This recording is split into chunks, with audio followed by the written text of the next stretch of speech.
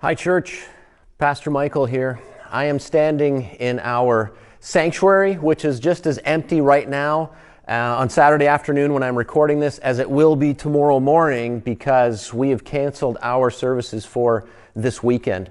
Now, we don't know what the plan is going forward. We don't know if we'll be having services next week, but we are going to stay in touch with you, and as we receive more information and more recommendations, we'll make those decisions and we will communicate those things to you. But I wanted to take this opportunity to run a couple of ideas by you for the coming week and the coming days. First, if you are exhibiting any symptoms of any sickness, I want you to take the advice of our healthcare professionals and self-isolate. All right? That doesn't mean you have to socially isolate. You can still communicate, send messages, make phone calls, maybe even make an extra effort to do that if you do need to self-isolate. So please do that if that's the case for you. Secondly, I want to recommend this to you. I want to recommend that you get together with a few other people, a very small group, a few other people in your home to worship together. We're going to do something different tomorrow morning, of course. We won't be here worshiping together, but we will put out this video with some announcements and the sermon that Pastor Ryan has already preached and recorded. And I think it would be great if you got some people together for breakfast at your house.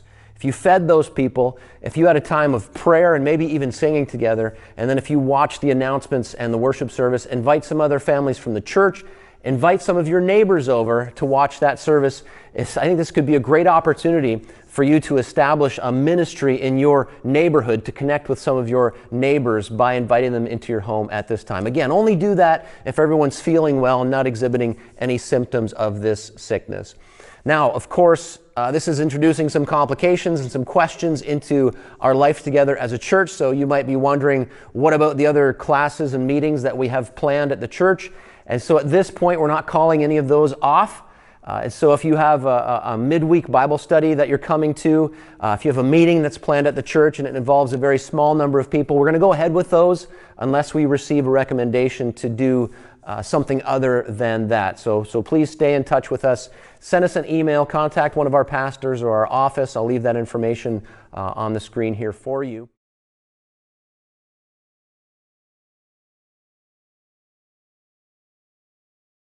Now, lastly, I want to say this to you. I want you to go out and continue to love your neighbors and to not live in fear. We serve a God who is bigger and sovereign over all of these things, as we've seen as we preach through the Gospel of Mark, as we've seen as we preach through the book of Acts, and most recently as we looked in Daniel.